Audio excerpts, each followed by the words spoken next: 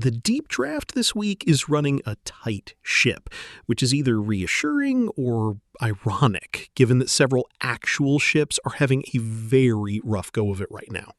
DeepDraft Desk covers a week where choke point pressure, canal costs, and a new wind propulsion technology all converge on the same underlying question. Who controls the decision, and what happens when that control slips? Let's start with the Maritime brief itself. Hormuz, Bab el-Mandeb, Panama, and a kite. The August 16 brief opens with a framing that ties every incident this week to a single operational theme.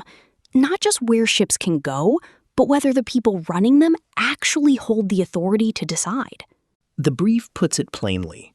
The question is whether the risk, authority, cost, and evidence behind those decisions are being checked before the ship commits. That's the spine of the whole week. 2 further ADNOC-affiliated tanker attacks kept Hormuz under route authority pressure. A fatal strike on the Tihama in Bab el-Mandeb reopened crew risk exposure. The Black Sea disruption hit Novorossiysk grain terminals, and a reported $4.6 million queue jump fee at Panama Canal showed cost pressure landing directly on voyage economics. 4 separate choke points, 4 separate flavors of bad news. And the brief's point is that they're not separate problems. They're all compressing the margin for error at the same time. Right. The strategic summary names it directly. Hormuz is a route authority and war risk problem. Bab el-Mandeb is a crew risk problem. The Black Sea is a freight and insurance problem. And Panama is a schedule control problem. Gulf oil slicks then add a pollution, salvage, and claims layer on top. And the brief flags something worth noting on the Hormuz minesweeping claim. Political reopening language is not route authority. JMIC still rated the strait at severe threat level, the same week President Trump said the U.S. Navy had swept it clear. For masters and operators, the brief is explicit. Passage approval still requires NavCent, UKMTO, flag, insurer, company, and charterer alignment, not a press statement.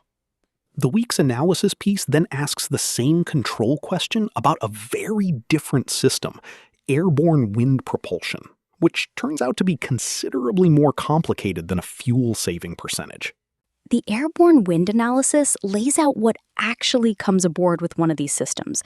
A wing or kite, tether, winch, deck machinery, launch platform, sensors, software, bridge interface, alarms, exclusion zones, emergency recovery logic, maintenance routines, and SMS responsibility.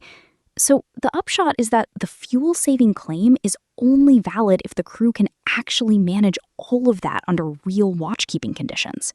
Which, given the week's operating picture, is exactly the wrong moment to add an unverified layer to the bridge team's workload. The brief also touches on the Egypt LNG case, the Energos winter FSRU fire at Damietta, as a reminder that energy infrastructure risk doesn't stay offshore. And London Gateway's cocaine seizure in a banana shipment gets a line as a port security signal for container operators. The brief's closing read on next week: ships may still move, but with narrower route choices, heavier documentation, and less tolerance for weak onboard control. The thread connecting all of it is compression. Route choices narrowing, costs rising, and the documentation burden growing at exactly the moment when operational clarity matters most. Next week, we'll see whether Hormuz traffic stabilizes or stays permissioned. Either way, the DeepDraft will be watching.